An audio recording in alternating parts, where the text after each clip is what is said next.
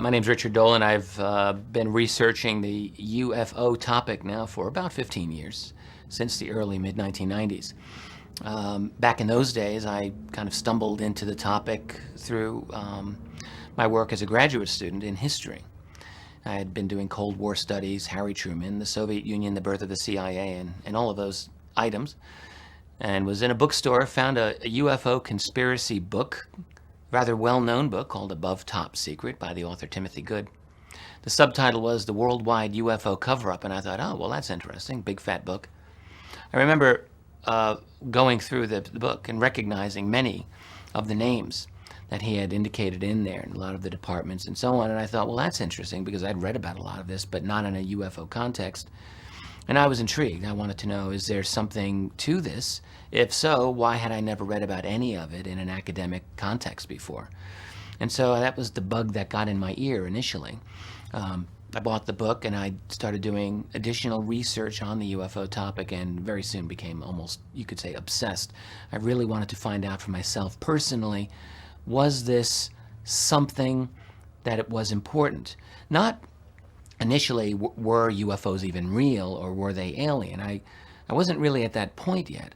I was at a much more conservative point at that time, which was simply, is this a genuine topic worthy of historical study? And I very quickly came to the conclusion that it was.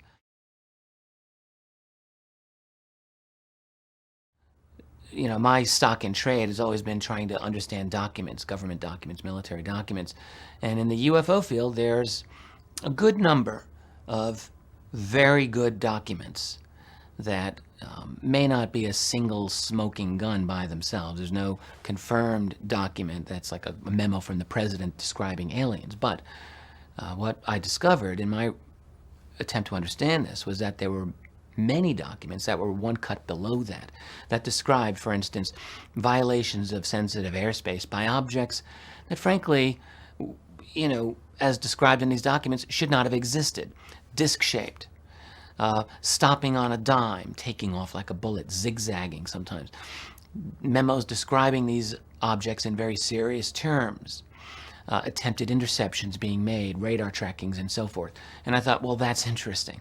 No matter what the answer to the UFO mystery is, the fact that these documents exist and the fact that they get no attention in our mainstream community, academic, journalistic, whatever, that's a discrepancy. And so that's always been the foundation of where I'm coming at in this field. No matter what else I may research, no matter what else I may think about this, if I'm dealing with someone who's very skeptical, who wants to know what's the big deal, the one thing that I can always come back to is that we've got this substantial discrepancy between what we officially know, what our official truth is as a society, and then what we know is going on in the UFO field regarding the military encounters. So that got me started. That was in the early, mid-1990s. The research that I undertook, all of which started out as a purely personal endeavor, morphed into a 500-page book that I wrote, and that book is called U.F.O.s and the National Security State. And in fact, writing that book, it was completed, the first edition was completed in mid-2000. That was my education in this field. I mean, researching it and writing it really, by the time I got to the end of that project, got me to the point where I felt that, all right, now I know a few things about this subject. Now that historical narrative, it's very, very much a straightforward historical analysis of the UFO phenomenon, but even more than that, it's actually a reinterpretation of American history and even of world history with the UFO phenomenon front row center. So it's not just a UFO book. It's really, it's a more ambitious attempt, if I may say. It's an attempt to rewrite our history in a way that makes sense with this phenomenon inserted into it. Now that history ended in the year 1973. That's when that volume ended. And I, certainly remember when that book came out, I had readers who said, wow, yeah, it's a pretty good book. What about the rest of the story now? And I thought, well, right, so I've got to do that. The problem that I had was, again, needing to get up to speed on all the research, and that's taken a long time. But I've done it. Initially, I was going to write simply a 2-volume history of this, so volume 1 and then volume 2, but in fact I've decided it's going to be a 3-volume effort. It really has to be. So this second volume is finished. It'll be released within less than 30 days from now. The second volume of UFOs in the National Security State, I've subtitled it The Cover-Up Exposed, and that covers the years 1973 to 1991, the end of the Cold War, in other words, the collapse of the Soviet Union. This is a slightly longer book than the first one that I wrote. Similar. The approach is not radically different. Again, it's a straightforward historical analysis that really relies on 3 major strands going into it. So the first strand is essentially a kind of a concise compendium of the important UFO stories of that period of time. Whether it's something like the Travis Walton abduction case or the Rendlesham Forest case of 1980 when a UFO landed near an American air base in Britain, or the introduction of Bob Lazar into the field of ufology, or any number of other things. The first strand of this book deals with each of those topics in a complete but concise way. So almost like an encyclopedia. You might think, oh, what does Dolan's book have to say about Lazar? And you could read, or Gulf Breeze, or whatever. The second strand of the book is what I would call a geopolitical analysis. So it's an attempt to understand the cover-up, understand who's in charge, how does this whole thing fit together, who's running the show. Is it the president? Well, if it isn't the president, then who would it be? Along those lines, I try to understand the nature of the military and intelligence community's interest in UFOs. And in this book, not simply of the United States. What I've been fortunate about is that for the 1970s and 80s, what we find is that there's a greater amount of source material available from other nations. And so, whereas you can still really get the most detail from the American side of it still, there's a much greater amount of data now during those years coming from Britain, France, Soviet Union, Australia, China. All right, information that really was not so much available in the early years of this, the 1940s and 50s. So this second book deals with more of a broad global view. So that's the geopolitics side. And then there's a third strand that goes into this book that I've just written, and that's, let's call it the history of ufology or of UFO research. That is, the attempts of researchers in this field to understand what is going on. What that turned out personally to be maybe the most fascinating part of the book for me to do. What we find is that in the early 1970s, researchers were in a certain place with this in terms of what they thought, and by the time they get to 1991, just 18 years later, they were in a very, very different place. And so the story of how you get from here to there is also fascinating. And I don't believe it's ever really been done as a history before. There's been some very good articles about ufology, certainly, but to my knowledge, not a single kind of coherent analysis of how ufology moved along during those years. So that's really it, and those are the 3 strands that I tried to, as it were, weave together. I'll leave it to readers to decide how successful that attempt was, but this field demands a good history, and there really, in my view, there hadn't been one that was satisfactory, that really handled this topic the way it ought to be, and I tried to give it as comprehensive an effort as I could do. There are many issues on the topic of UFOs that no one's really going to know for sure. But here's something that you can take to the bank. UFOs are real. They're absolutely real. And we know this. We have an overwhelming abundance of data, of documentation that prove, beyond a shadow of a doubt, that there are objects existing that aren't supposed to exist officially in our world. They're not supposed to exist, whether they're saucer-shaped, triangles, or who knows what other kinds of permutations they may have, rectangles. These things that can hover in the sky silently, take off, often rapidly. These are using principles of aviation or flight that are not in the official books today. But someone has got some answers on this because they're doing something there. So that's something you can take to the bank. UFOs are real. Now here's the real question. Are they alien? Now, in my early years of researching this, after I became persuaded that the phenomenon was real, I took it as a given that, well, it had to be alien. It had to be. I mean, because I didn't see the technological breakthroughs during the 1940s and 50s that would have been necessary to get us to that level. Today, I have a little more of a nuanced view of this. I do think that a large number of the true UFOs are not of our civilization. Let's call them alien.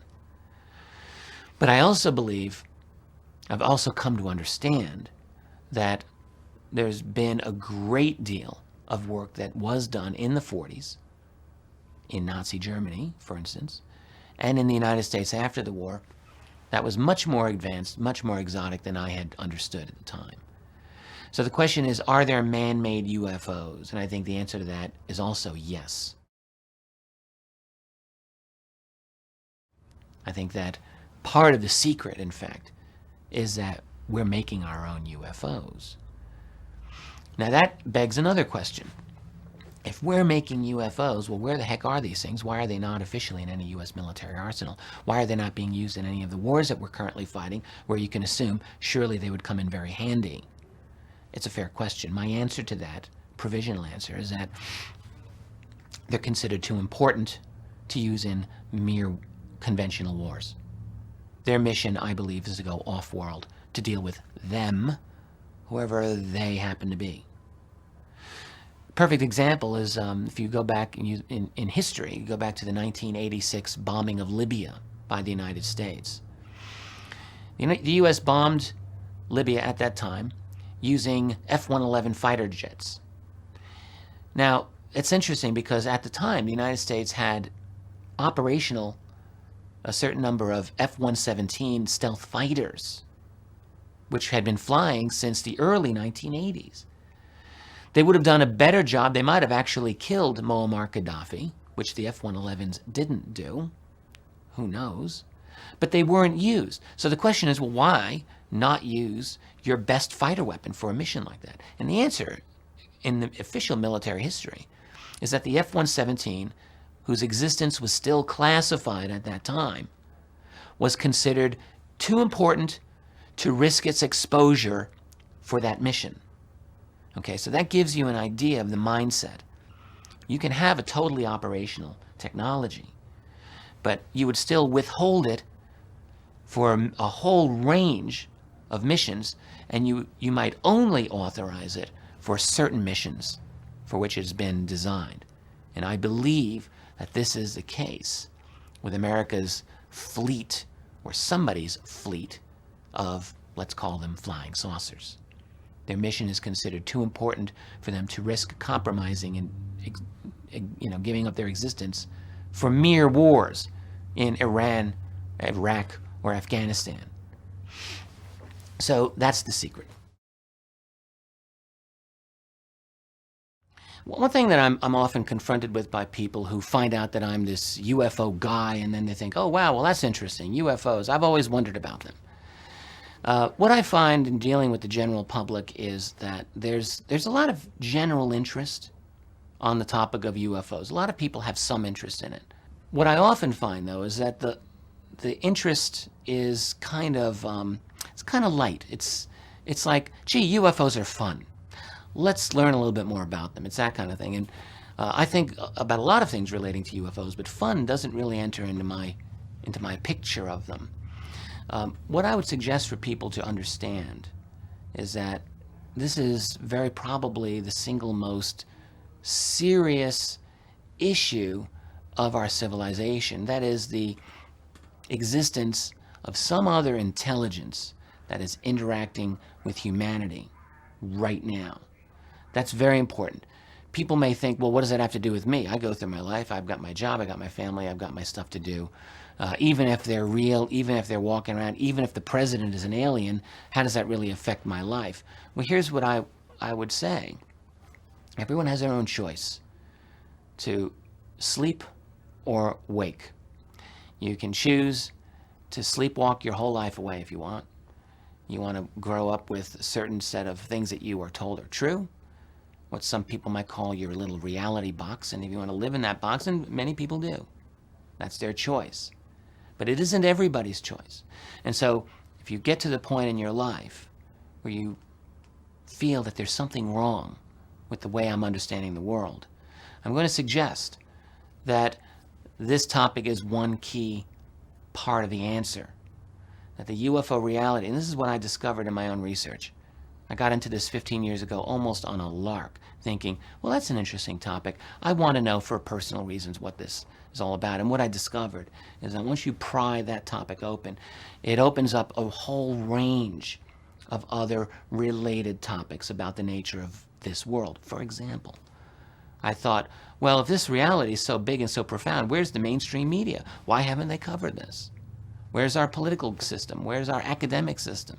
And that led me into a study of all of those institutions and their relationship to what I call the national security state. It led me, in other words, into a complete reevaluation of my whole society, of this whole civilization. Not everyone cares, but some of us do.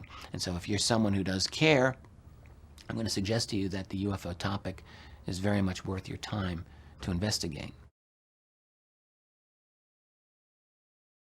When we ask who's running the cover-up, I have to be the first to say that I don't have the final word on this. All I can do is think about it and try to do the best kind of speculation and intelligent guesswork as I can.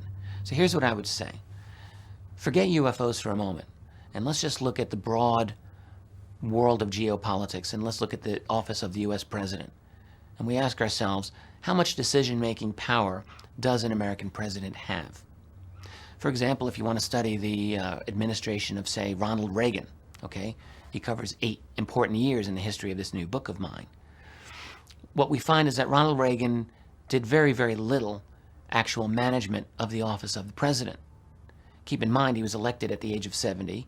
There was an assassination attempt on him 2 months into his office. What historians now are recognizing is that most of Reagan's presidency was managed by George Bush, vice president, CIA director William Casey, a couple of other people who were close up there, like Donald Reagan as chief of staff, and a few others.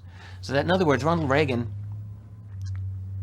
was, no matter what you think of the man personally, okay, was really a guy who was reading the cue cards. And his job was to do what his staff guided him to do. So who's guiding the staff? Who do they work for? Well, what we find is that, as always with American politics, there's money behind the scenes. And the money determines broad geopolitical decisions, whether it's to rig elections in Iran in the 1950s, or overthrow that elected government, or to have coups in Guatemala, or whether it's to invade the nation of Iraq in 1991 during the Gulf War. All of these decisions have their roots in finance and money. And this is what we find. So, for example, are there international groups? Are there the nefarious Bilderberg group that helps to manage things behind the scenes? Well, the answer is absolutely yes, they do. In the study of this book, I did an analysis of the Trilateral Commission, an organization founded by David Rockefeller back in the early 70s. And it's not difficult to see the influence that the Trilateral Commission had on U.S. presidential policy. This is very easy to see. Now that's separate from UFOs.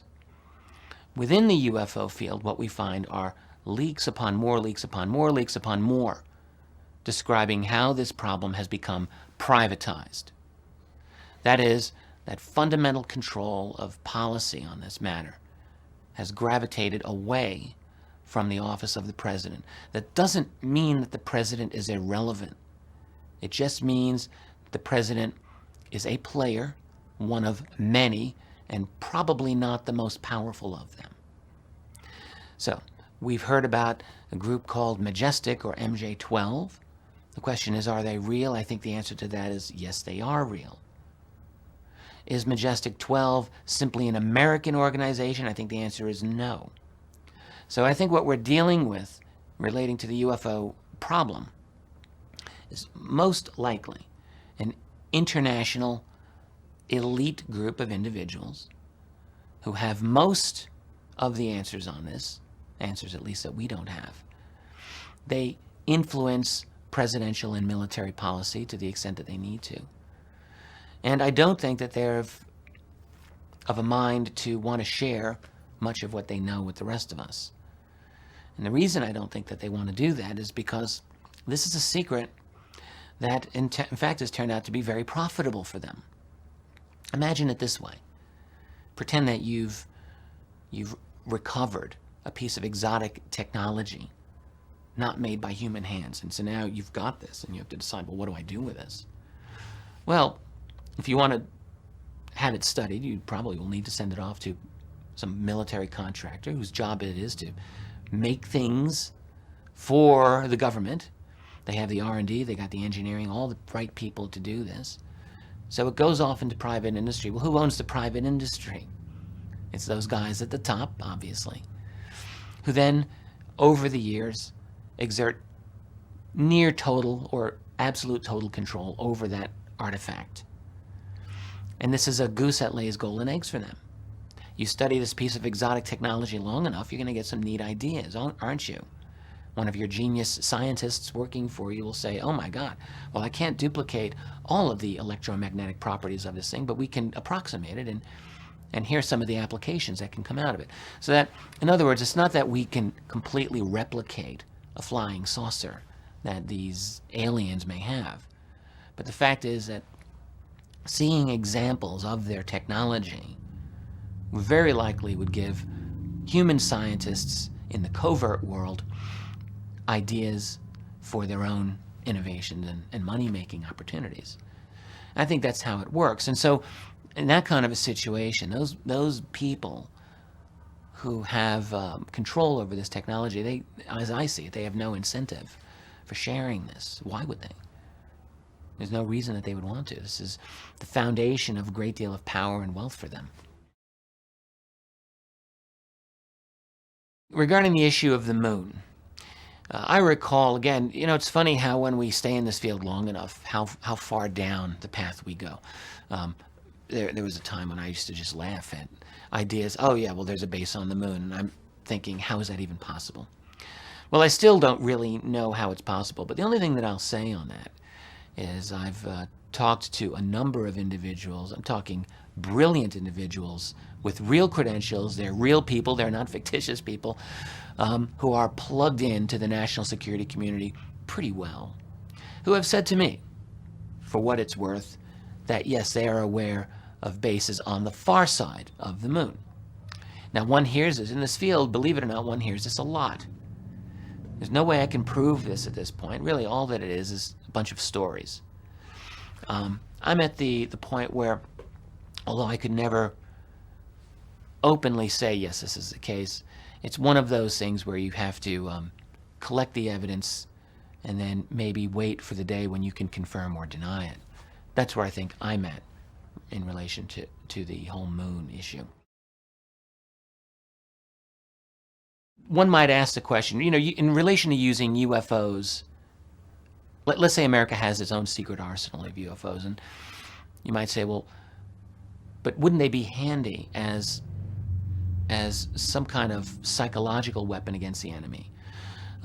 Wouldn't it be useful in stopping the hemorrhaging of money that has essentially bankrupted the United States? The two wars that U.S. is fighting simultaneously, Afghanistan and Iraq, let us face it, there's been no money for these wars. They have been major contributors to not just the American financial problem, but the global financial collapse. They have contributed. So you might think, my God, this UFO technology had better be damned important for it to justify the ruination of an entire national economy. The answer that I have with that is that, yes, those people running this secret, my feeling is that that is exactly what they believe. That the UFO, that's how important the UFO technology is to them. So yes, while it would be handy, while it could probably end the war in Iraq, if you had a flying saucer, all right, and it, used it, you could probably disable the whole army. Now, there's another scenario. Could you use that technology and pretend that it's alien, thereby keeping your own control over it secret? I think I guess that would be possible, but I think of that as a bit problematic, risky, all right? Because now you're making it very crystal clear that the aliens are on the side of America? Okay? Not everyone's going to buy that. Or if they do, boy, that's bad news for a lot of people. So my feeling would be that even using it as a psychological weapon in that manner is a risky operation. And at a certain point, the cover is going to be blown on it. So my feeling is that the technology is considered just too vastly important to be used on mere conventional geopolitics, that this is being used in some way to deal with these others, off-world, in Earth orbit, maybe off-planet, maybe the moon. I don't know the answers to all of this. I can only speculate. If you consider that there are anomalies on Mars, which many people do believe, you might think that, well, if I want to investigate those Mars anomalies, I'm going to need a secret space fleet to do it. I can't exactly ask NASA to fund these missions, so you'd have to go deep black. And in that case, you would need a secret space fleet.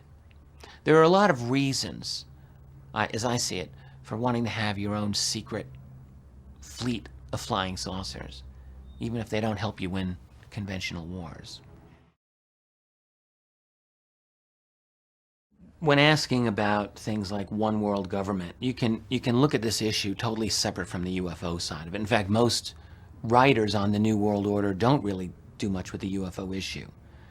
I don't think it's difficult to see that our entire global structure is moving toward a kind of global political system as well, a one world government, if you want to call it that. Yes, I don't think that's an argument that you can make anymore against. If you look at the long history of this development, go back to the 18th, 19th, and 20th centuries, and you see inextricably how the global economy has done this more and more and more. It's interlocked. A corporation can't be bound by national laws. I mean, let's face it, even in the mid-19th century, late 19th century, if you're Andrew Carnegie making steel, so you set up shop in Pennsylvania, but then you got to get all of your materials from around the world. Okay? You can't have big tariffs. That kind of ruins your business. It makes the product expensive and so on. Every corporation functions on that basis. Corporations can't be merely national entities. And so what has happened increasingly over the last 200 years with increasing speed is a movement by those people who are basically running the global economy to eliminate vestiges of national sovereignty. Because all that does is it gets in the way of what they're trying to do. Now, you might say that's a good thing. You might say that's a bad thing. Either way, that's what's happening. And those guys, the leaders of finance, the leaders of industry, are the people who choose the political leaders. It's always been that way. And so what we've seen over the last century in particular is a very concerted movement toward, let's call it, a one world government. Or now, as former President George Bush Sr. used to call the New World Order. Yes, there's no question about this. That is where it's going. Real interesting question now is how does that tie into the UFO cover-up and the UFO reality? Now, there's something to bend your mind around a little bit. Okay? If they're moving toward a one world government, which I think that's right, are there those then who are equally cognizant of what's going on with non-human intelligences that are here interacting in some way with this planet? Is there a relationship there? I think the answer is yes. I can't prove that the answer is yes. I only think that it's yes because I see one big truth here, and I see another big truth here, and I have a very difficult time seeing how they could be completely separate forever. I can't see that. So I think that there's a relationship there. The UFO cover-up is, in other words, a key part of our world today, just as the movement toward a one-world government is a key part of our world today. And I think future research in the nature of the cover-up has to move in that direction. It has to, in other words, understand what this relationship might be. That's really where the true research needs to go. In the book that I've just written, U.F.O.s and the National Security State, Volume 2, I do try to explore some of these issues. But the fact is, what is needed is a large number of people pooling their resources and trying to get answers here. I mean, think about the state of UFO research today. Compare it to any field within academia. All right, we've done a great job as UFO researchers, considering the fact that we don't get an income for what we do. We don't have any institutional support to speak of. We're just out there on our own doing our thing. Whereas in the academic world, it's very different. You're able to devote yourself full time. You have a salary. You have grants to do research. That is what's really needed, because this problem is so complex, it's so big, it demands the resources necessary for a lot of people to go in. I don't pretend that my word is the final word. I'm trying to provide a good first word so that we can continue this conversation down the road. If we're talking about evidence of aliens, what we have to talk about are claims of aliens. I'm not sure if that counts as evidence, okay? However, let's say one thing about some of these claims. There are many of them. They come from a very wide range of sources. Many of them have a great amount of detail in them. And they're compelling. Not conclusive, they're compelling. So let's leave it at that. We have to be content with a little bit of uncertainty on this issue, I say. So if you take that, then yes, there's a wide number of sources that allege that there is alien interaction with the population of Earth. Now, I've often speculated that if I were an alien, and let's say I didn't look like a normal human, I still might want to interact with humanity for my own purposes, and I might genetically engineer my own humans, or I might take certain humans and tweak them and make them work for me, or, right, implants, who knows. There might be different ways of going about this, but the point is that I might want to have such humans working for me. And that would mean a certain level of infiltration. It might be benign, it might be malign. It could be anything. So to call it evidence, I think, is a stretch. But to call it a reasonable working hypothesis, I think, is correct. All right? And if I were not a scientist, but rather a counterintelligence expert, this would have to be one area that I would need to look into. In other words, a counterintelligence guy doesn't have the luxury of a scientist. Scientists can say, well, I need proof. I have to establish my protocols for testing this phenomenon, and until I get all the evidence, A, B, C, D, and everything lined up, then I can't possibly conclude that this is the case. Well, if you're doing counterintelligence, and if you're worried about the security of your society, you don't really have the luxury to afford that. You have to act, and you have to think, well, what is the likelihood of this happening? So it has to be a reasonable hypothesis. And I believe that is a hypothesis among those people in the intelligence community. Here's another reason the UFO topic might be of interest to just an ordinary person who's never given us a thread of thought in their life. And it's this. What if you've gone through your whole life thinking that your reality consisted of this, and this, of that ball game, your family, and some of your hobbies and recreations. And let's say this is how you see your life. Simple life, simple everything. The reality of the UFO phenomenon could very well transform what you think you even are as a human being. Because if, let's just say, you have the example of a non-human intelligence that's operating on levels beyond anything you imagined, intellectually, in terms of consciousness perhaps, what that means is that gives us an example of potentials that we may not have achieved ourselves. What I'm suggesting is that the UFO phenomenon can be a stimulus for an awakening, a discovery of who we actually are. And on an optimistic note, it might actually spur us into development as a species and as individuals to reach a much higher level of awareness of who we are than we'd ever thought possible before. That could be the upside, and I hope that that is the true side of what we're dealing with. There's a dark side to this, I believe, but there's, it's true that every crisis breeds an opportunity, and this crisis might bring us an opportunity for an awakening of who we are, rather than just, looking down at the ground and our feet in front of us and thinking this is our life, but it doesn't have to be like that. So, UFO phenomenon is one very excellent way to enable us to open our eyes and see who we really are and what our potential is. You can lead them through the media, through what you feed them through the media. You can lead them through the academic institutions. If you have key connections through the CIA to Harvard and to Yale and all the other big shots, you can manage the culture.